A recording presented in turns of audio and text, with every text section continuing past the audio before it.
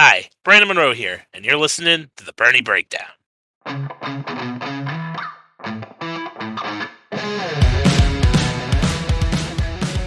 Well, NASCAR's Xfinity and Cup Series head to race at New Hampshire.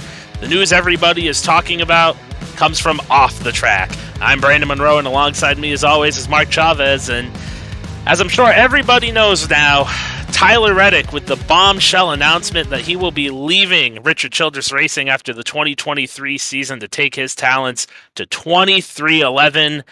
I'll just open it up. What are your initial thoughts on this move? I mean, Denny Hamlin must clearly be a great salesman. I certainly think that 23XI could be a title contender by then, but they're not progressing at the same pace that Trackhouse is. They've certainly had consistency struggles. You have to kind of feel like as long as they are attached to Joe Gibbs Racing when it comes to pit crews and other stuff, they're not going to ever get the top of the line stuff. And maybe that's in Denny's plan to change. Maybe that's what he laid out. But unlike Trackhouse, which has their own pit crews, and obviously they don't have an engine program, they get that from Chevy, but everything else, they kind of do it themselves. You know, they're going to get the best stuff. 23XI just is kind of the second Toyota team and will continue to be the second Toyota team for the foreseeable future. So Denny must have really sold him hard on what their plan is and how they're going to achieve it. Because Tyler Reddick is going to be the biggest name on the open market since Carl.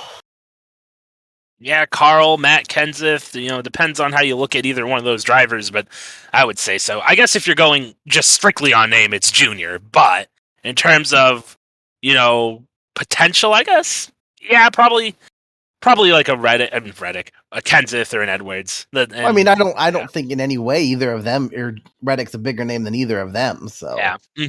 I think he's just you have your guys occasionally get in the market, but they don't have either. A lot of what Reddick is potential. Like, we know he's talented, but he has one win. A lot of it is potential. Eric Jones, when he hit the market, even had 2 wins. I certainly think Reddick is better than Eric Jones, although I think Eric Jones is a very good driver in his own right. But it is a lot of potential. And you win your first race 2 weeks ago and then announce this. I get like the idea of wanting to let Childress know, ahead of time. You don't want to sit on it for a year while they think you're coming back.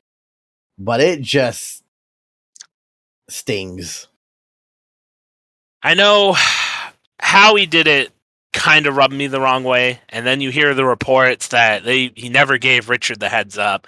I know people have tried to compare this to when Kevin Harvick basically did the same thing when he left Richard Childress to go to Stewart-Haas. That was different. I mean, that got leaked out. There wasn't some big announcement. They didn't actually officially announce that until the middle of the 2013 season, even though we knew about it by the end of 2012. Listening to Tyler Reddick talk after Road America, or at Road America, when they announced they picked up the option, and there's a specific interview he was doing with Bob Pockris where he asked him about his 24 plans, and Reddick kind of laughed, and he said, "We'll worry about it then." And it really makes me think that they were at the very least deep in the conversations with Denny Hamlin at that point. Maybe the deal was even signed. I know when Reddick did win, he was going off there and doing donuts off in one of the runoff areas, and Brad came up to congratulate him, which made sense because Brad, used to be his truck owner back in the Truck Series. And then Denny tried to come over there, and I thought that was really odd at the time. Not that Denny Hamlin can't do that. It's Tyler Reddick's first win, and, everybody is probably happy for the kid. He's a pretty good kid, and he's been close a numerous amount of times so far this year. But it felt odd that Denny would go out of his way and try to go up to him like Brad did, because at the time, you don't know that connection there. And now it's pretty clear why. So it's just, I'm curious when this started, if the deal was already signed before Richard Childress Racing announced the extension. And then I kind of have to scratch my head too on the why 2311 thing. I'm with you. Denny Hamlin must have made a hell of a sales pitch to him, because I know you brought up probably a month or two ago at this point that you were hearing, rumblings that Toyota was in on him. And I think when you hear Toyota's in on him, your first team that you would go to think of is Joe Gibbs Racing.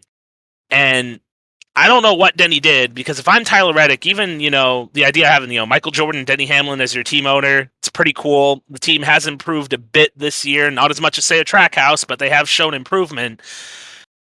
But if Toyota wants you, I'd still personally, at least me, would rather go to Gibbs. And until Kyle Busch puts the pen to the paper that he's going back to the 18 car next year, they have 2 seats opening up in the near future. If Kyle leaves, because I think Truex, I know he's coming back next year, but there's a chance it's going to be his last year. You don't know how long he's going to be there for. So, to me, I think the biggest head scratching thing, it's not even that he did it now, it's just why 2311. Because Joe Gibbs Racing is the number 1 Toyota team.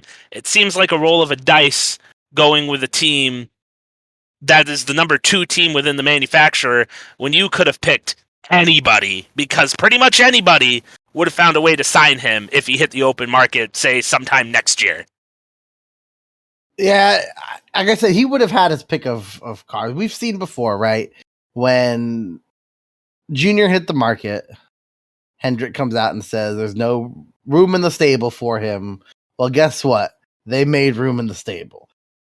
Reddick, obviously not the level of career so far, and certainly not the pull that Junior is, but it's certainly the kind of driver that I expect most teams to find room for if he's available.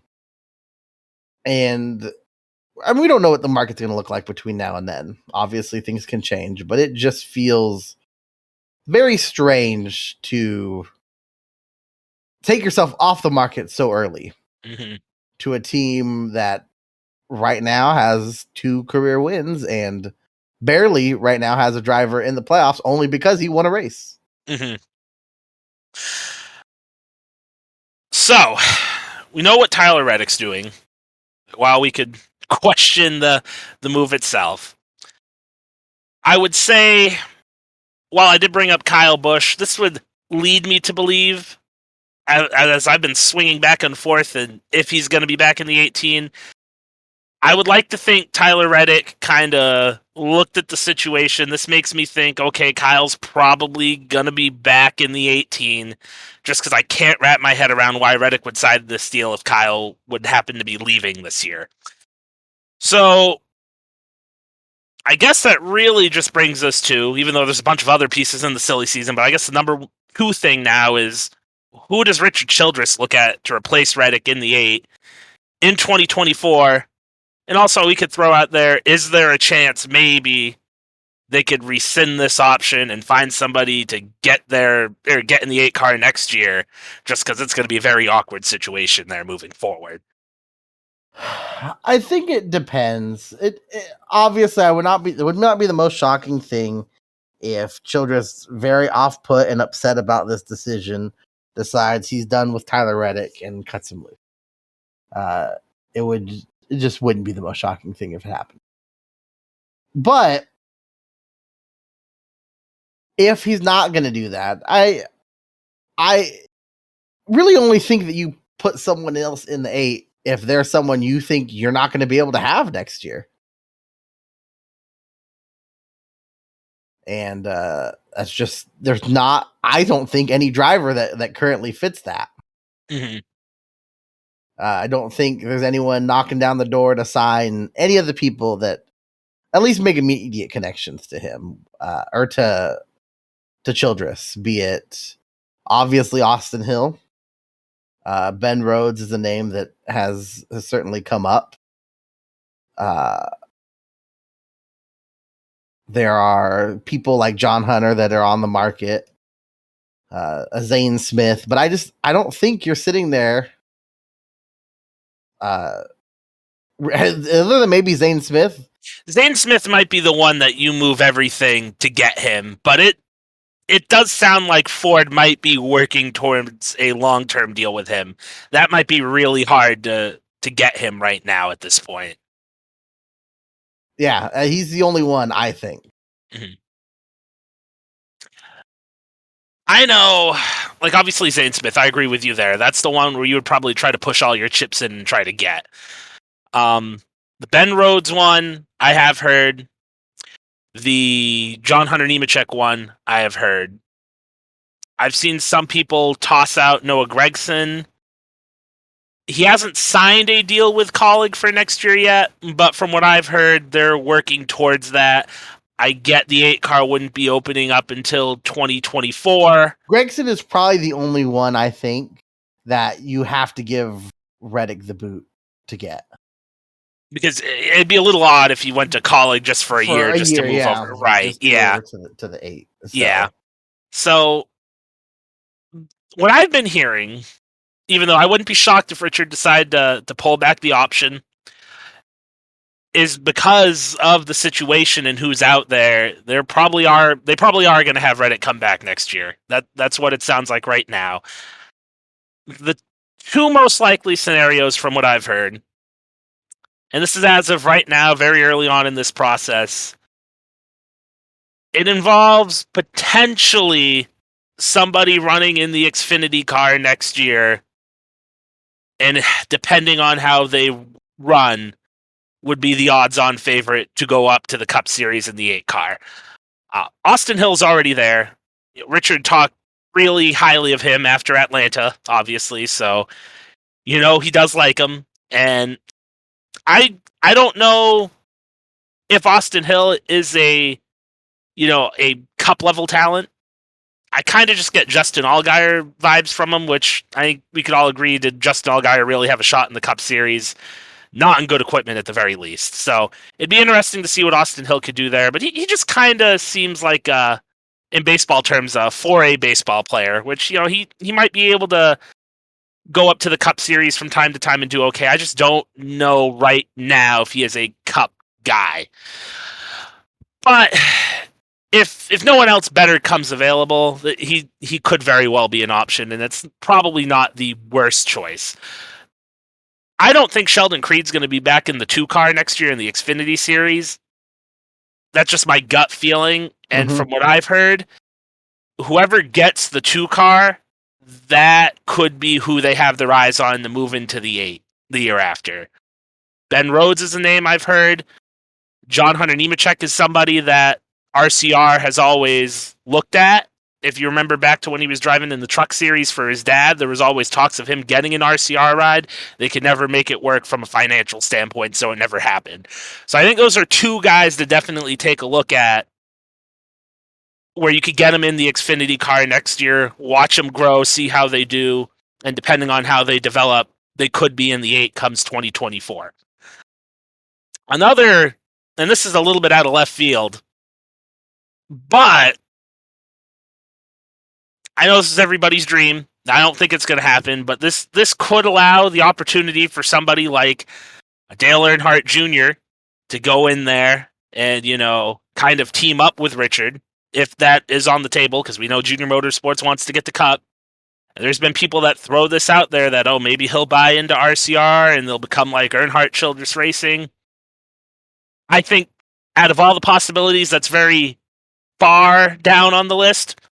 But if that does happen, that does give you a pipeline to say potentially Sam Mayer, Josh Berry, maybe even a Justin Allgaier. So that does look a little bit more attractive now than it did even a couple weeks ago, at least in terms of getting somebody in that car and possibly bringing a little bit more pop to the name of the team. And I'm sure if Junior bought into that team, well, Hendrick Motorsports is still going to be the number 1 Chevy team. Having Junior's name on that Richard Childress team is definitely going to probably put some more resources to it. Yeah, I mean, that was certainly something that came up that seems more possible now, just because this just feels like such a gut punch. Such a gut punch to Richard that I don't know what you do. Like, Right. this, they took a shot on him to begin with, to be honest. And he obviously wound up being the defending Xfinity Series champion, but there were a lot of people when he won that championship that felt that he certainly didn't deserve it. You can't really blame him. I mean, he won 2 races that He year. won 2 races that year. Obviously, the play worked out. He moved over to RCR, not only won the championship again, but was one of the dominant cars that season. But RCR did take a chance on him. Now, granted, in hindsight, this aggressive of a move is not. I mean, it's not even the first time he's done that in his career. When he was in the middle of his, I think, first season at JRM, who I felt like at the time certainly, in most people's opinion, had a better Xfinity program than RCR. He announced that he was leaving to go race for RCR, and then he ended up moving up after 1 year. And I mean, the rest is history. It worked out very quickly for him then. And I mean, it's working out pretty quickly here, if albeit unfortunate for Richard. And like you said, it's going to be an awkward situation for the next year and a half. There's no way around it. It's even worse than the Kevin Harvick one, because I mean, the way Harvick did it, he let Richard know what was going on, and even then, like, I think most of us knew Harvick was leaving. I mean, we knew something was up. That wasn't the first time they had hard contract talks. At the end of the day, he's going to drive for what I think we would agree, at least in terms of the sport, was his best friend in Tony Stewart. You can't really be mad at the guy, and he did it the right way. I know he made some comments later on in 2013 about the Dylans moving up and how he wasn't a fan of that, and him and Richard had to talk about it, and they kind of just shrugged it off because there was only a handful of races left in the year when that happened. But outside of that, they handled it the right way. He didn't, do any crazy announcement like Reddick did. They kept it quiet even though it got leaked out, and he let him know ahead of time. I think that's the thing that probably bugs me the most about it, is from all accounts, at least what we've seen so far, Tyler Reddick didn't give Richard Childress the heads up at all. And that kind of rubs me the wrong way, but I agree. Definitely. It is what it is.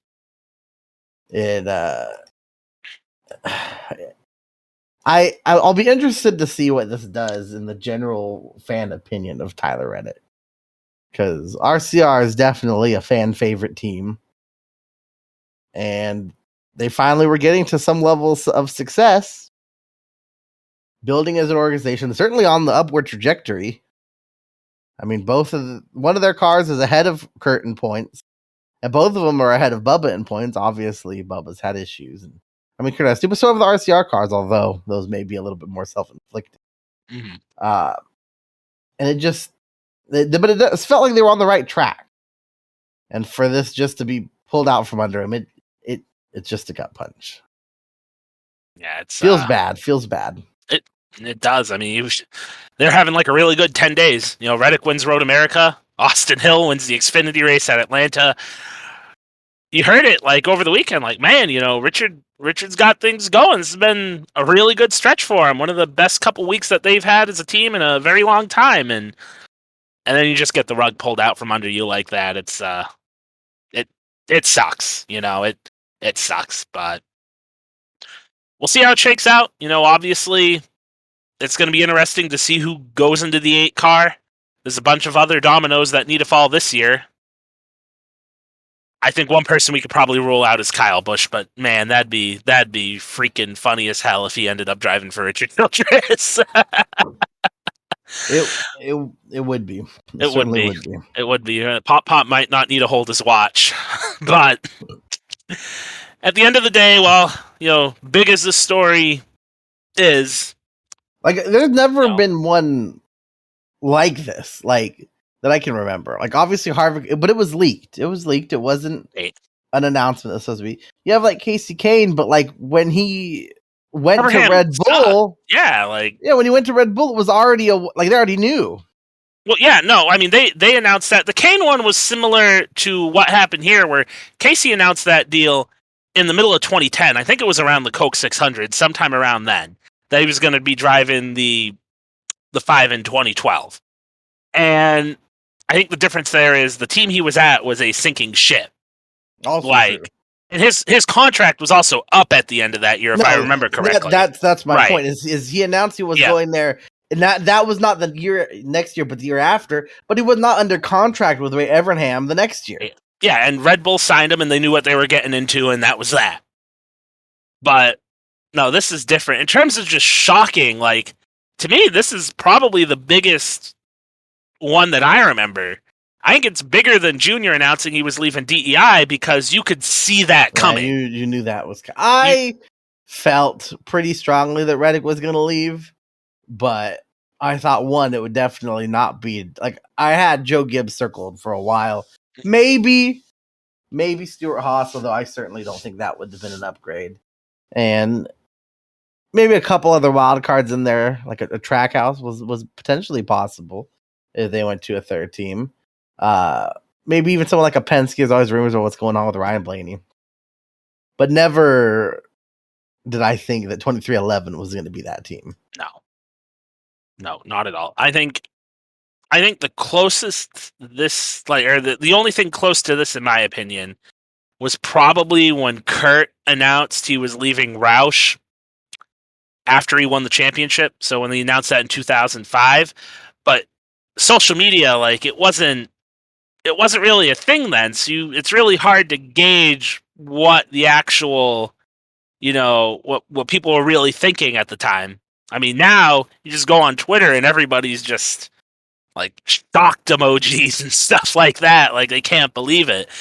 So that one is probably the closest because this guy wins the championship and then he announced he's leaving, going to Penske, which at the time definitely a downgrade in terms of organizations with how they were performing on the racetrack. Roush was at its height in 2005. That's the year they got all 5 cars into the chase. Yep. So that was pretty shocking. But again, just with how everything was at the time, it's really hard to gauge how everybody really felt about that in real time. But this is, I think you summed it up best, is that it's something that you really haven't seen before. So it's pretty crazy.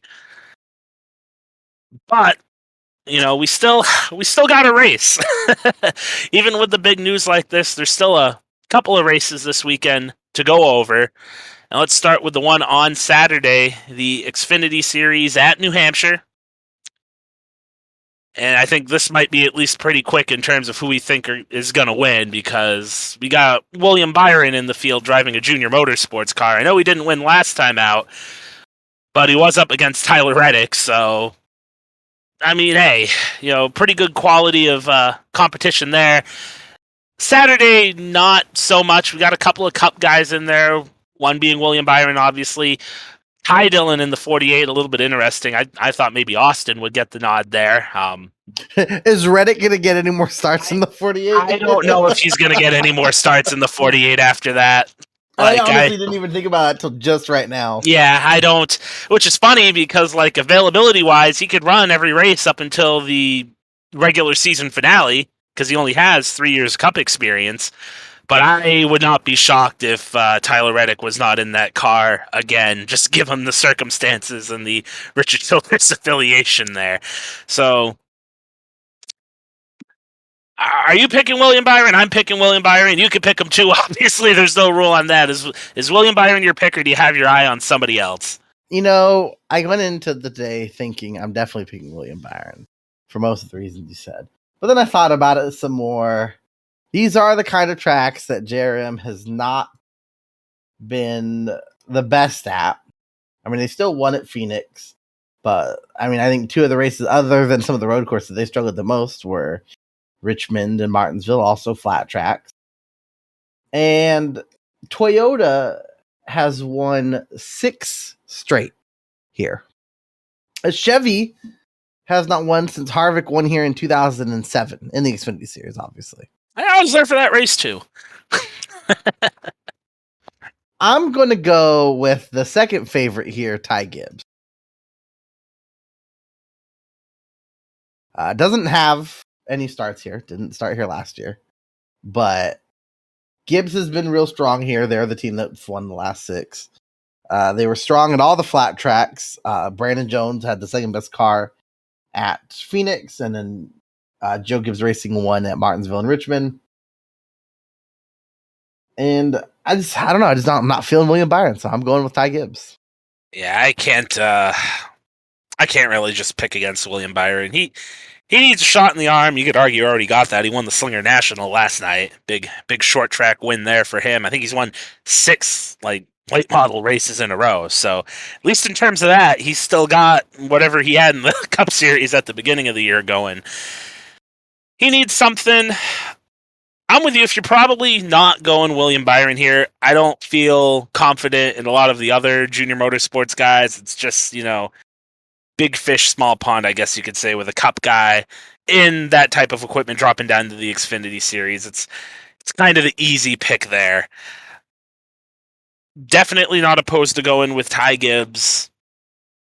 Maybe Trevor Bayne, with how he's run this year in the 18 car. That's possibly one to look at, but there's really nobody else jumping out at me that is probably going to contend, in my opinion, as of right now. So I'm boring. I'm going with the favorite. I'm going to go with William Byron. I think we both agree there's not a lot of actual people to go with here, but is there anybody deeper in the field for a long shot you're looking at? Yeah, I actually like the guy that won Martinsville, had a very good car at Phoenix, Brandon Jones, plus 1,500. It's one of the few times I feel like there's potentially a track that he could do well at. Like I said, Gibbs has been pretty strong at the flat tracks. And Brandon Jones had a very, very good car at Phoenix, which is also one of Brandon Jones' best tracks. So not necessarily that it'll transfer over. And then past that, I just really don't see anyone else down there having race-winning speed this weekend. So I suppose if you were going to take a deeper flyer on someone, maybe Ty Dillon in the 48 plus 10,000. That's pretty far odds for him. So I personally think he's probably more likely to win than, say, Landon Castle. Yeah, I would agree with that.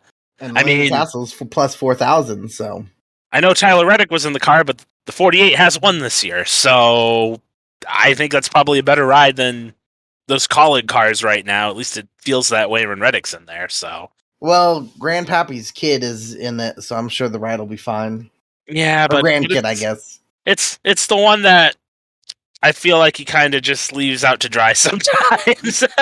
Listen, based on his career resume, if he was really leaving Ty Dillon out to dry, Ty Dillon would not be in the 44 in the 42. Or in the 42, in the Cup Series right now. So. That's fair. Just because I have nobody jumping out, and I've been picking him the last couple weeks, and I'm beginning to think he's going to get a win at some point this year. We're going to continue to ride with Riley Herbst, plus 4,000, because why not? Let's see if he can keep some positive momentum going. There's just really nobody that jumps out, so that's my flyer, although I definitely agree with you on Ty Gibbs as well at plus 10,000. That's pretty crazy for somebody who has been decent in the Cup Series given the equipment he's in so far this year. Taking a look at the driver props, head-to-head matchups, any of them that are listed currently jump out to you? Yeah, I really like Brandon Jones at plus 105 over Sam Mayer. I think, personally, even straight up, I'd take Brandon Jones in this matchup. So, especially even the odds, I like it even more. Mm-hmm. I will say, Mayer is the one that got the best finishes. I don't know if for sure at Richmond, but at least at Martinsville of the JRM cars. And they weren't really that bad. I know Gregson finished bad at Martinsville and Richmond. He led laps at Martinsville and was probably caught up in some of the mayhem there. I don't really remember. Had, I think, a brake issue at Richmond. So they still have had speed. It's just not as dominant as we've seen at some of the other ovals. But I'm going to go with Brandon Jones here, plus 105. Yeah, that's a pretty good one given the odds on it. The one that catches my eye right now is Trevor Bayne over AJ Allmendinger, and that's mainly because I remember being at this race last year. AJ Allmendinger, he had some good momentum coming into this race, and I bet him to win the race, and he did absolutely nothing. I mean, and this well, I was going to say, he Phoenix, not one of his best tracks, probably the most comparable track that the Xfinity cars have run on this year. and he didn't do great then. He still got a top 10 because he had gotten the top 10 in every race at this point. But I mean, Phoenix last year in the championship race was Allmendinger was basically a non-factor the whole race. Mm-hmm. So because of that, I like what Trevor Bayne's done so far this year when he's been in the car. I think he is in the better car, and this is just not one of AJ's tracks. So they're both at minus 110. Give me Trevor Bayne. Pretty simple as that. I feel pretty confident about both of these, actually. Like, I think these are some pretty just check the box, roll with it, bet what you can, because if these guys don't have problems on Saturday, I think they both hit. So going over to the fantasy side, I'm going to be honest, just going through the salaries, what I saw, my team sucks. So I hope you put together something better than me. Well, I will say we don't have some of our usual guys in both of the Alpha Prime cars. Howie DeSavino III and Julia Landauer. Close enough. Landauer making their first start of the year. DeSavino, I think, has one start this year. I don't know how many starts they had previously in their careers, if any. But not the usual guys we see there. A little bit weird, to be honest, just with the kind of guys they've usually been putting in the cars. Retzlaff, another guy we like to play around with. But I still have a team I don't hate. Patrick Emmerling is I'll start with the bottom here because I think that's especially to this week, the harder part to put together. Patrick Emmerling, 5,000. He scored 23 plus points in 3 of his 5 starts. And those ran okay in a lot of them. And when you look at the value, that the cost of their plus $5,000, compare it to literally everyone else anywhere around him, and just lights out better than the rest of them in his run so far. So easy one here. JG Yaley, 6,600. I don't love it. He's been on a bit of a cold streak lately, but there are lots of inexperience in this field this week that I think he'll be able to just through attrition get maybe even the top 20, which would be usually pretty good points for him. Ryan Sieg, 7,900. He's finished 11th, 9th, and 9th at the 3 flat tracks this year: Phoenix, Martinsville, Richmond. Has finished in the top 15 in 4 of his 7 starts here, and he has momentum back on his side. I didn't get a great finish last week, but Atlanta still finished 15th, and it was, effectively a plate track. So I think he'll be okay with that.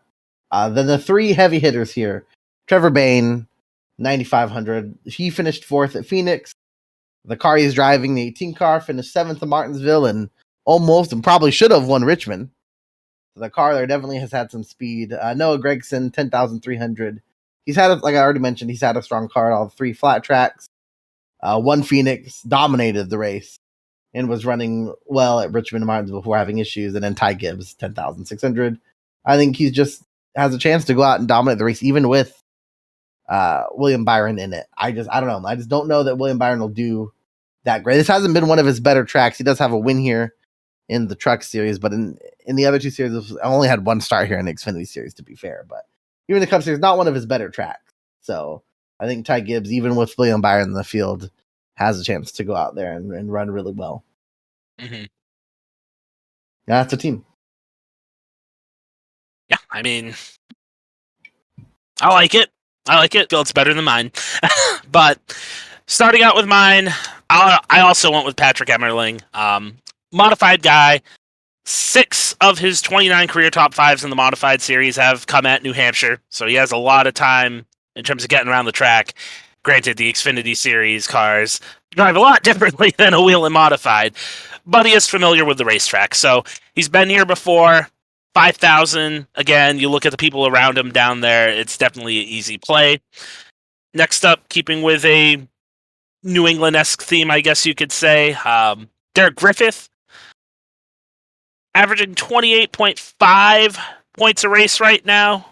In the 26 car this week, they have looked a little bit better over the last couple weeks with people other than John Hunter Nemechek putting together strong runs. I've seen a couple of good showings out of Jeffrey Earnhardt as of late in there, so be interesting to see what Griffith could do, but this is a big race from him being from the area. I think he's going to put together a decent show. 7,400 next on my team, Anthony Alfredo. Kind of just what was left pick. Nothing really to say about that. He was the best available when I got down to it here at the end. Next up, 7,800, Ty Dillon. I think at that price, given the car, he's able to keep it clean.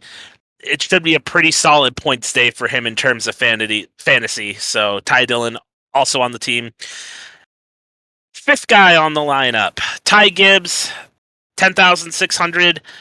William Byron's my pick to win the race, but I agree with you. If it's not going to be William Byron, I think Ty Gibbs is probably going to be right up there. And then, of course, the guy that I did, in fact, pick to win the race, 11,100, William Byron.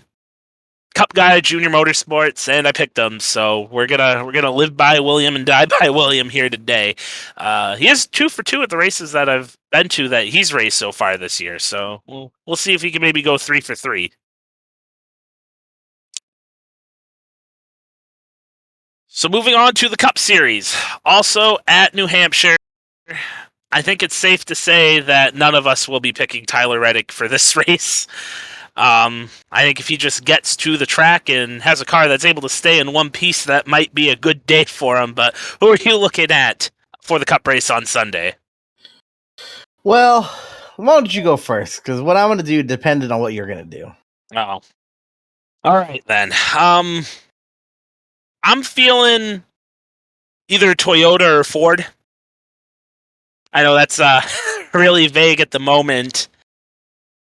But I don't know. It's a gut feeling. Like I said, I think it's going to be a Penske guy or a Gibbs guy on Sunday. Especially because they ran pretty good at Gateway too. Obviously, Kyle Busch and Joey Logano were the ones really duking it out there at the end of the race. I'm going to go with Martin Truex Jr. A little bit of a crazy pick, but one of his best runs this year was at Gateway a couple weeks ago. I think Gateway's probably closer to New Hampshire than Phoenix is just because of the shape. I know Gateway's a little bit longer. You're going to be going faster down the straights, but I think it's a closer comparison in my opinion, and Truex looked pretty good there. So Martin has always run good at New Hampshire. He honestly should probably have 3 or 4 wins here. He's just never gotten anything to go his way. Probably should have won both races in 2017, had a tire go down in the first race there. Got caught up in a wreck with a lap car near the end of the stage in the second race. And, I think he had a car capable of winning there last year. And he was one of the guys that got in the wreck when NASCAR conveniently didn't realize it was raining, even though it had been before they dropped the green flag. I'm going with Truex. He's looking better the last couple of weeks. He's good here. He's going to put it in victory lane on Sunday. Right, so Truex was one of the guys I had, so I'm going to go with the other guy I had here, Kyle Busch. Needs a good run. Certainly needs a good run. It's been feast or famine here for him, though. In the last 10 races, he has 6 finishes of 8th or better. Also, 3 finishes of 37th or worse, including last year when it rained while he was, I think he was leading. When Kyle, he was the leader. He was the first one to dump his car into turn 1. Has, I think, 3 wins here. Good track for him. A good track for all of the Toyotas, really. So I like Kyle here to win. I will not and do not intend to really ever consider picking a Chevy here right now. They have only won 1 race in the last 15 races here. And that was Kevin Harvick, arguably one of the best drivers here of all time. So Ford has been on a hot streak lately, having won the last 4. So I definitely think it'll be a Ford or a Toyota. I agree with you. I think the Toyotas will get it done here. Mm-hmm. And I don't know if we mentioned Kyle Busch at plus 700 in terms of betting. Martin Truex Jr. plus 800. So pretty close. Ryan Blaney, the favorite, despite not winning a race, plus 600. I'm kind of surprised. I certainly don't think Chase should be the favorite. It is still always surprising though whenever I open this up and he's not 1 or 2. Mm-hmm. Just because of the way the betting market usually works. But I mean, I wouldn't even touch him at plus 900 here, to be honest. But Yeah, no, just Hendrick at New Hampshire. I if, do not remember the last time they ran good here. if you're gonna pick a Chevy guy, I think you go Ross Chastain here.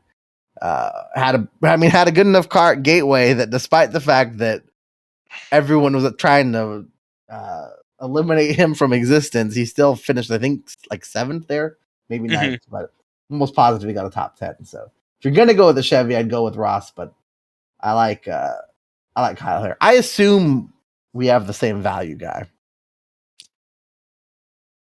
We probably do. Is it Eric Almirola at plus 2,500? No, that is a good one. That is a good one. Well, that is mine. I think the easiest value pick here, and I almost picked him overall. I mean, Christopher Bell at plus 1,800. Like, I know that Almirola won the race last year, but I missed Bell. I didn't even see him. I don't know how I missed that. I'm changing my pick too. I honestly thought you might have picked Bell just to win the whole race, which is why I also didn't pick. You know why I'm not picking Bell to win the whole race? Because I went all in on him at Gateway, and he burnt the ever-loving crap out of me that race. That's fair. He did. Christopher Bell here, plus 1,800. I think one of the easiest, in terms, obviously sometimes you get like the ridiculous one, like Brad at like wherever he Sonoma maybe was like 10,000. Well, he's also plus 10,000 here, along with Chris Buescher, which that one, it's really hard to gauge what he's going to do here because he wasn't at Gateway because he had COVID, but Zane Smith ran pretty good in that car in his first start. Chris Buescher at plus 10,000, I think you could kick the tires on, but I'm with you. Now that I see Christopher Bell, it's like I just blanked him out of my head because I was so mad at him after Gateway. Bell 1,800. Yeah. I think the easiest value picks of all time. Yeah, I would agree with that. As I was saying, finished second last year here. Maybe would have won the race if it went full distance. Yeah, it's impossible to know, but he would have made a fight out of it. And he has 7 starts here across the 3 series. When you ignore the 1 star in Levine Family Racing, his worst finish is second.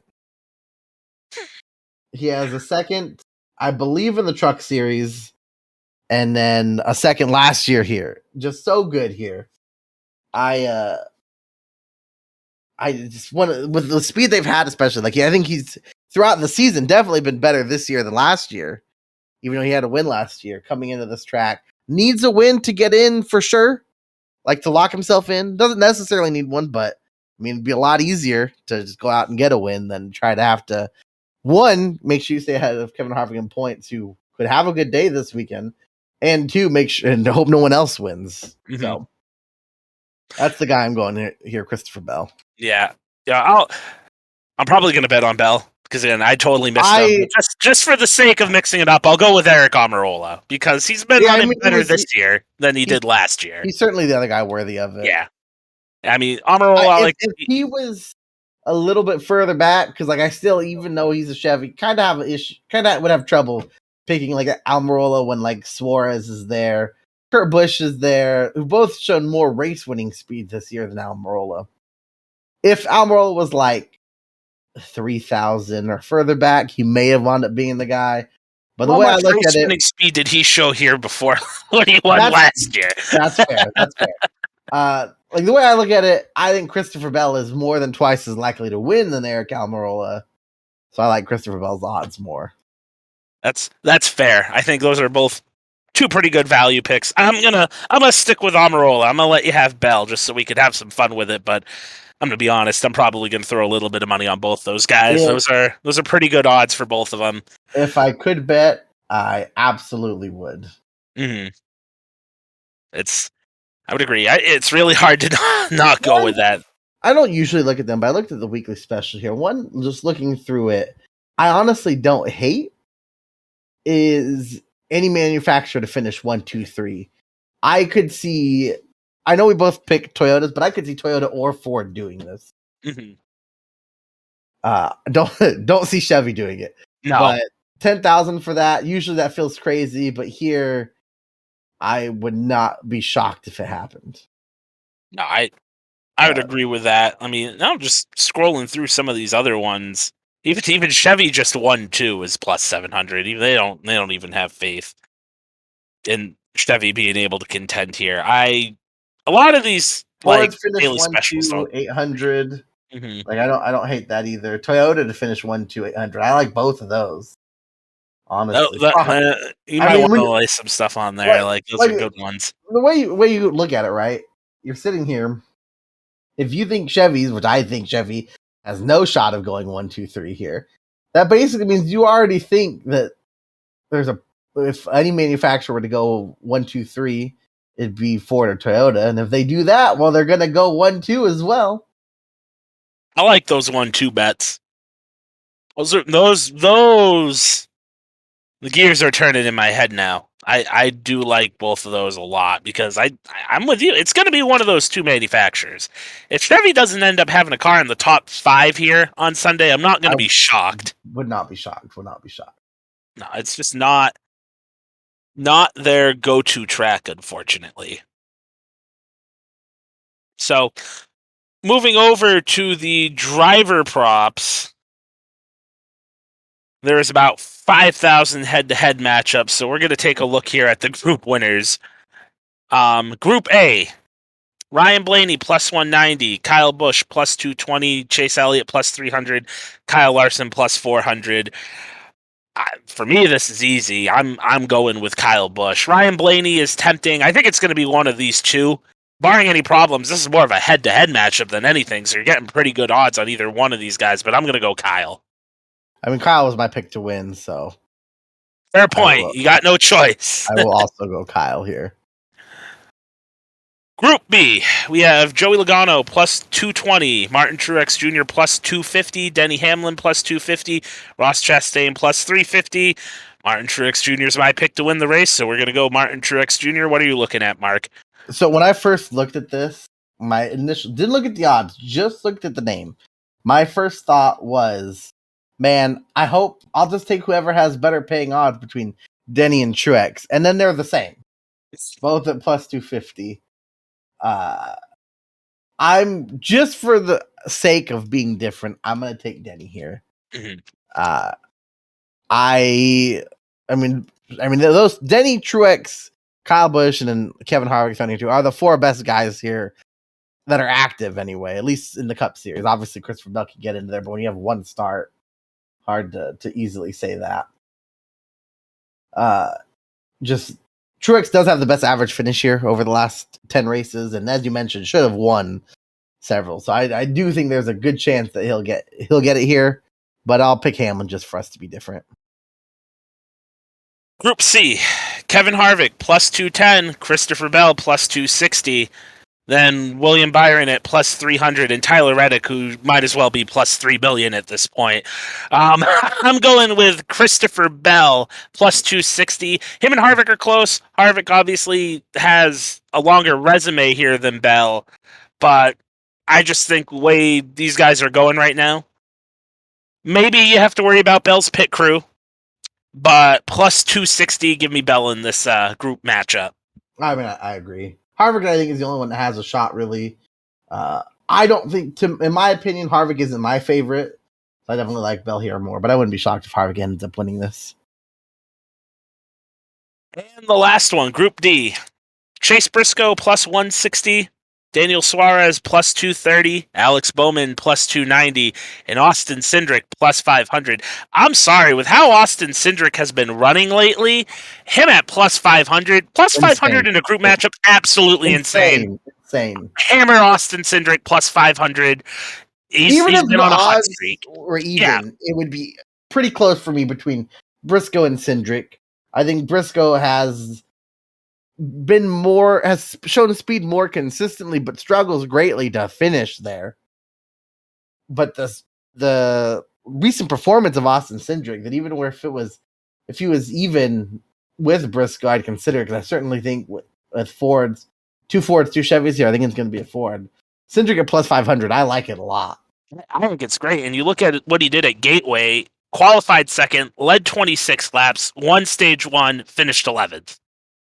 Pretty solid day. So at plus 500, I don't think I've ever seen a group matchup where you could get that good of odds on somebody who has been arguably maybe not the best driver in this group as of late. Daniel Suarez did win at Sonoma, and he's had a pretty good stretch as well. But given the fact Suarez is in a Chevy, Cindric in a Ford, I'm going Austin Cindric all day here. What name just on both of these entries? I'm kind of surprised wasn't here. Is Ryan Preece? Just before we get into the fantasy team, he was one guy at first. I was like, well, hopefully he's in the Xfinity Series because he'll still run good there, and he's not. And even in the Cup Series, like it's a hometown race. Yeah, like, I don't know why either. That is very odd because I'm pretty sure he's going to be in the modified race on Saturday, which, if anybody is in the area and has never seen one of those, one of the best races that you'll see anywhere. Just the Whelen Modified Tour at New Hampshire. It's, think like restrictor plate racing, but they throw fenders like they're at Martinsville. It's always one of the most exciting races on the NASCAR schedule, and you always get a good finish. Well, maybe not a good finish. Sometimes they crash and it ends under yellow, but you get an exciting finish nonetheless. So I'm sure Priest is going to be there. I'm pretty surprised too that he's not running one of these races either on Saturday or Sunday. but looking over at the fantasy team, because I would have loved to have him here in the 15. That'd have been a pretty good play, I think. I will say I think there are a couple easy layups that DraftKings kind of just keeps giving us in terms of guys to start. And obviously, that a lot of times means that everyone starts them. But my team, we'll start at the top here just because I think there's a chance our bottom are similar. I am leading off with Kyle Busch at 11,000. He is expensive, obviously, but I think there's a chance he goes out here and just dominates this race. I also have Christopher Bell at 9,100. Already talked about it a lot. Probably his best track on the circuit. So I think it's an easy play here. Guy we mentioned a little bit here, Kevin Harvick, 8,800.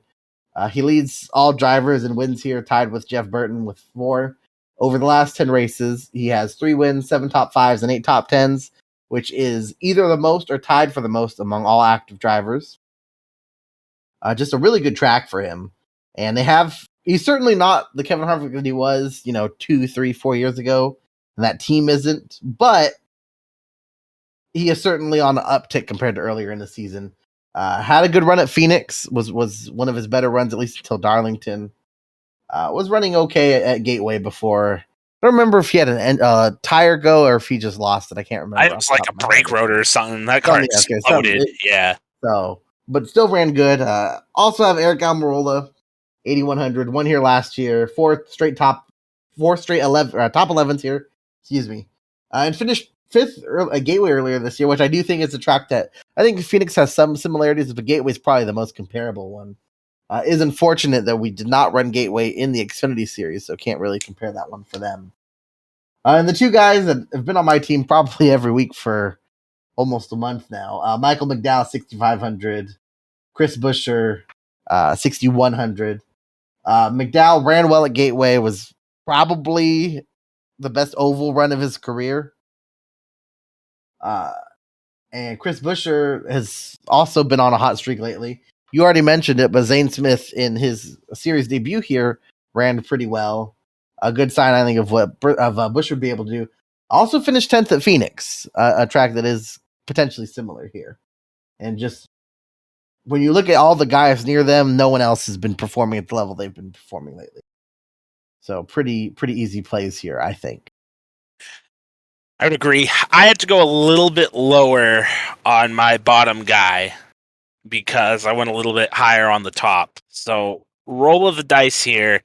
He is coming off of his first career top 10 finish at Atlanta, and he drives a Ford. I'm going with Harrison Burton.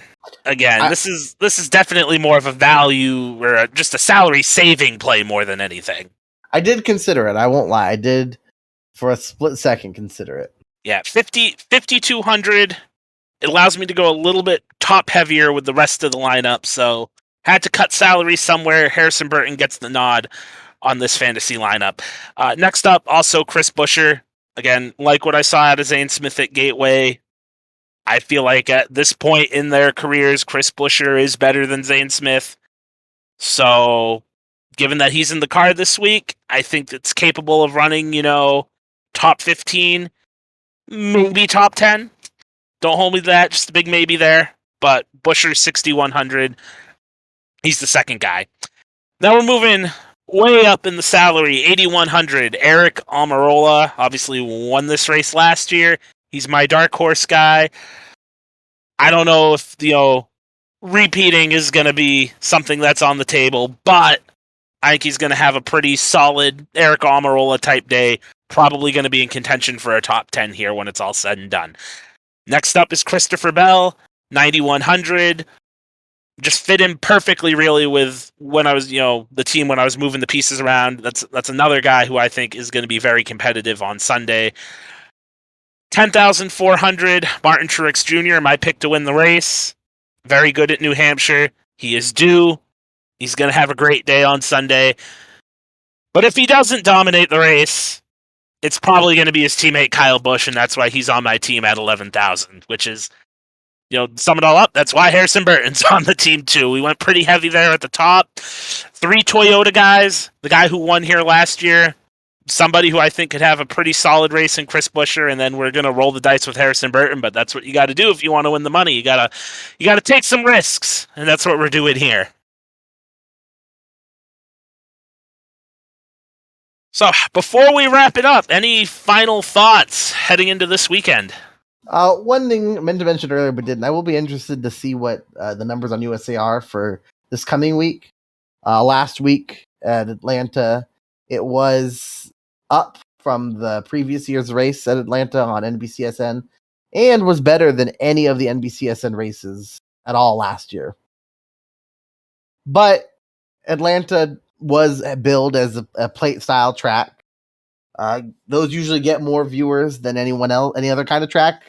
So, I think we'll have a more concrete idea this weekend on if this is a trend that'll continue or not. I certainly think USA can bring in more people than NBCSN did, just because it is on more networks. But I also know there are a lot of people that don't know where the races are. It might take them time to get there.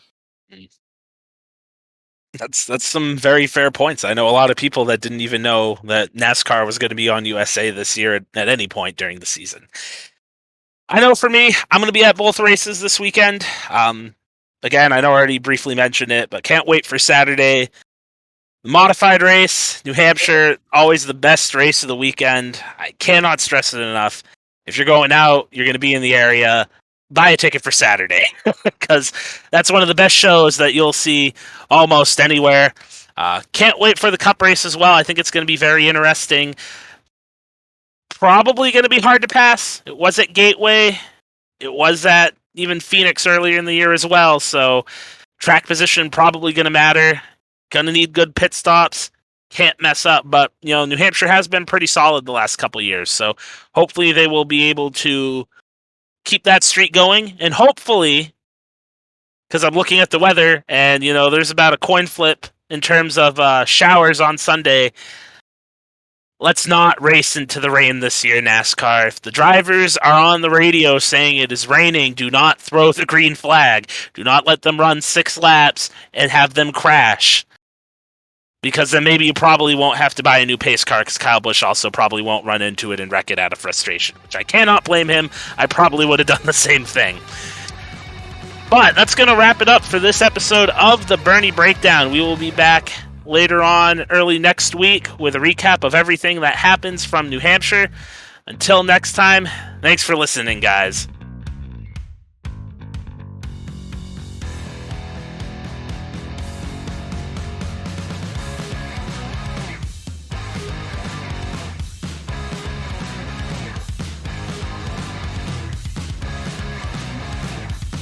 Brandon Monroe here. Thanks for listening to the Bernie Breakdown. Remember to keep listening to us on your favorite podcasting platform. And remember to follow us at Bernie Breakdown on Twitter, Instagram, YouTube, and all of our other social media platforms.